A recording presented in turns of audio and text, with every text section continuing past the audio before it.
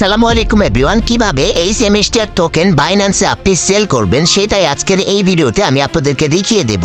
Finally কিন্তু hamster token কিন্তু এই যে বাইন্যান্সের এই সেমিস্টার টোকেন কিন্তু আমাদেরকে উইথড্র করে দিয়ে দিয়েছে।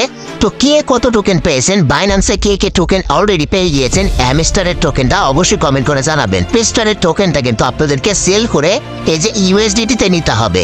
মানে হ্যামস্টারের টোকেন যখন লিস্টিং হবে, লিস্টিং হওয়ার সময় এটা আপনাকে সেল করতে হবে।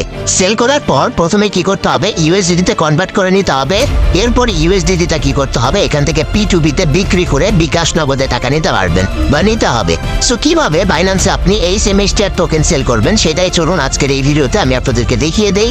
তো সম্পূর্ণ ভিডিওটা আপনাদেরকে মনোযোগ সহকারে এর জন্য দেখতে হবে।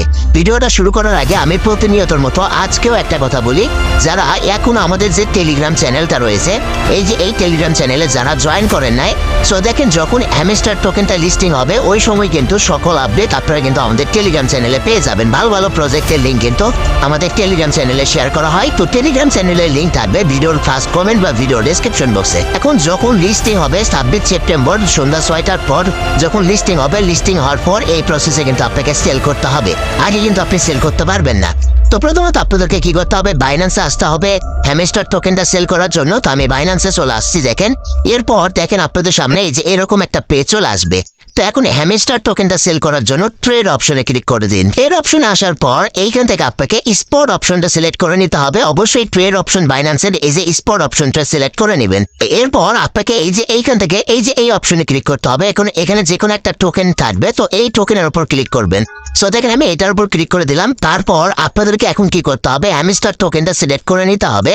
সো অবশ্যই ওইখানে যে কোনো টোকেনই থাক না কেন সেই টোকেনের উপর ক্লিক করে দেবেন। এখন এইখান থেকে দেখেন সার্চ অপশন। তো এখন এই সার্চ অপশনে আপনারা কি করবেন, HMSTR লিখে সার্চ করবেন। সো এইখান থেকে দেখেন আপনি HMSTR লিখলে HMSTR USDT-র প্রথমের যে লেখাটি আসবে সেই লেখাটির উপর ক্লিক করবেন।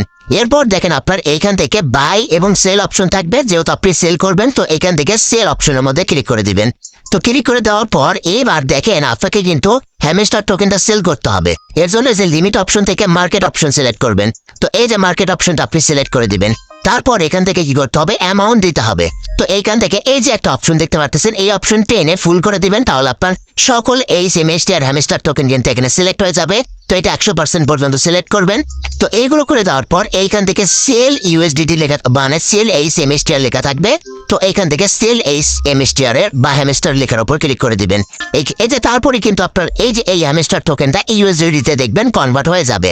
সো এইভাবে কিন্তু আপনার হ্যামস্টার টোকেনটা কিন্তু বাইন্যান্সে সেল করতে হবে লিস্টিং হওয়ার পর। ঠিক আছে, এইভাবে কিন্তু আপনি সেল করবেন। এখন সেল করার পর আপনার এই যে ডলারটা এখন P2P-তে সেল করতে হবে, USDT-টা সেল করে টাকাটা বিকাশ নগদে নিতে হবে। যদি এই বিষয়ে ভিডিও চান অবশ্যই আপনাদেরকে ভিডিও দেবো। অবশ্যই কমেন্ট করুন। এই ছিল মূলত আজকের ভিডিও। ধন্যবাদ সবাই।